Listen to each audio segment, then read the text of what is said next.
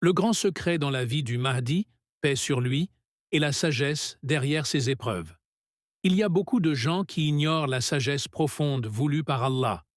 Lui, le glorieux et le très haut, dans les épreuves intenses qui entourent le Mahdi, paix sur lui, et qu'il traverse, et je n'exagère pas en disant quotidiennement.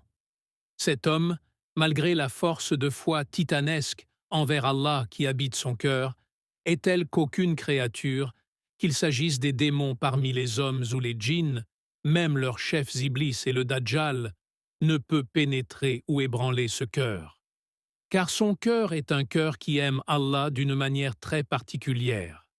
Son âme est, en réalité, un vaste océan sans rivage, un océan immense, agité et déferlant d'amour divin. Et c'est là que réside le grand secret de la vie du Mahdi, paix sur lui, dans ce qui se trouve à l'intérieur de son cœur et de son âme. Ce cœur, ce morceau de chair dans la cavité de sa poitrine et de son corps physique, est un vaste océan sans rivage, rempli d'amour divin. C'est pourquoi sa poitrine est devenue le théâtre d'un conflit permanent.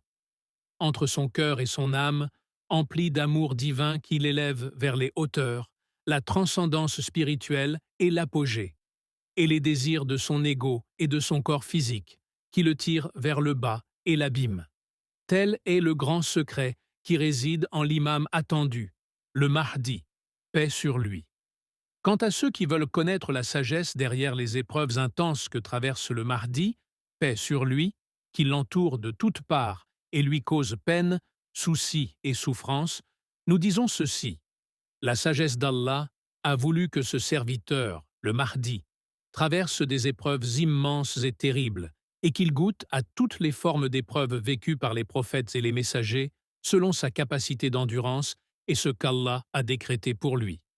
La sagesse en cela est qu'il puisse goûter aux douleurs, à la souffrance, à l'injustice, à la faiblesse, à l'humiliation, à l'impuissance, à la dureté, à la privation et au désarroi que des millions d'êtres humains ont connu par le passé et connaissent encore aujourd'hui. Car des millions de personnes souffrent, se lamentent et gémissent de leur situation à l'instant même où nous parlons. Il y a des millions de réfugiés et de sans-abri qui vivent dans l'humiliation après avoir été honorés dans leur patrie. Il y a aussi des millions de pauvres et d'affamés qui souffrent de la pauvreté et de la faim à cause de l'agression contre leur pays et du pillage de leurs richesses. Il y a également des millions d'opprimés sur cette terre à notre époque.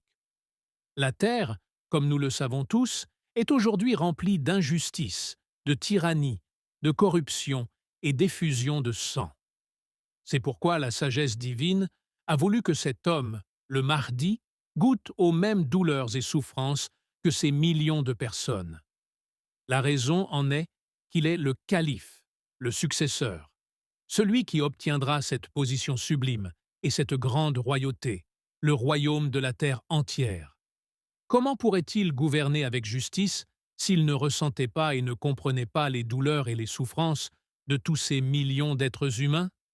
S'il vivait dans l'aisance une vie normale comme n'importe qui, il est évident qu'il ne pourrait ressentir ces douleurs et cette souffrance que ressentent ces millions de gens qui gémissent aujourd'hui sous l'injustice, la tyrannie et l'agression.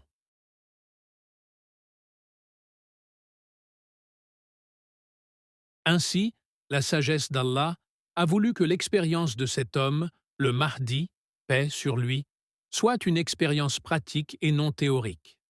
Il devait lui aussi être opprimé, et même être le plus opprimé et le plus éprouvé parmi ces millions de personnes, afin de connaître la réalité des douleurs, de la souffrance et de la tragédie dans lesquelles ils vivent. Et le Mahdi, paix sur lui, restera ainsi jusqu'à ce que vienne l'ordre d'Allah, lui le glorieux et le très haut, lors de la nuit de sa réforme, nuit où son ego sera parvenu au même niveau de perfection que son esprit et son cœur.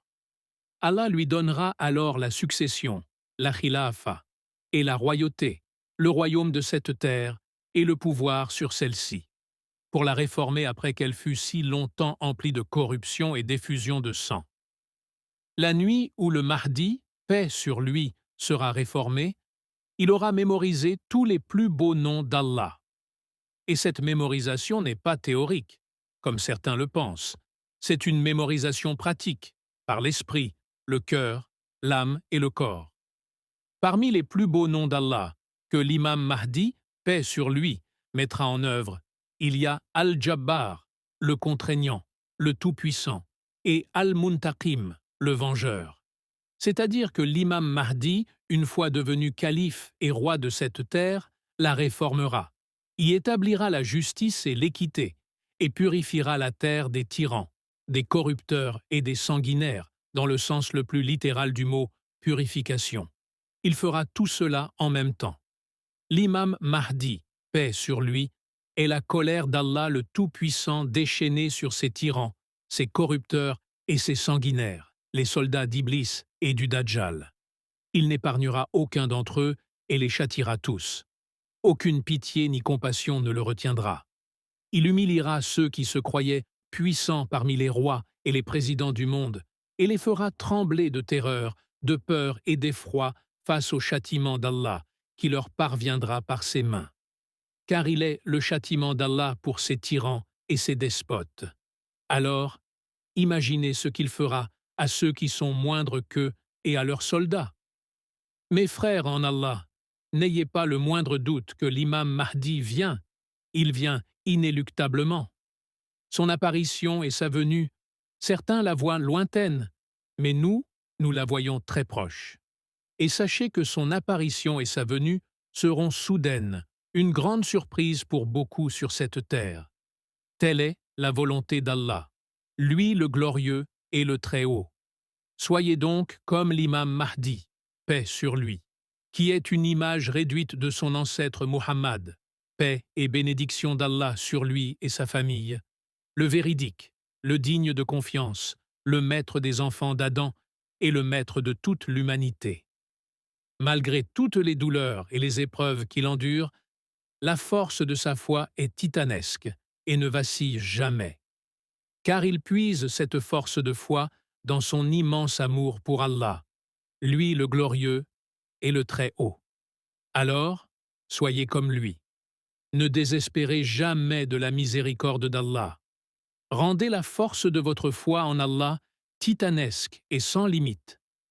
Faites en sorte qu'elle puise sa force dans votre amour pour Allah et dans la reconnaissance de cet amour pour lui, le glorieux et le Très-Haut, à chaque instant de votre vie.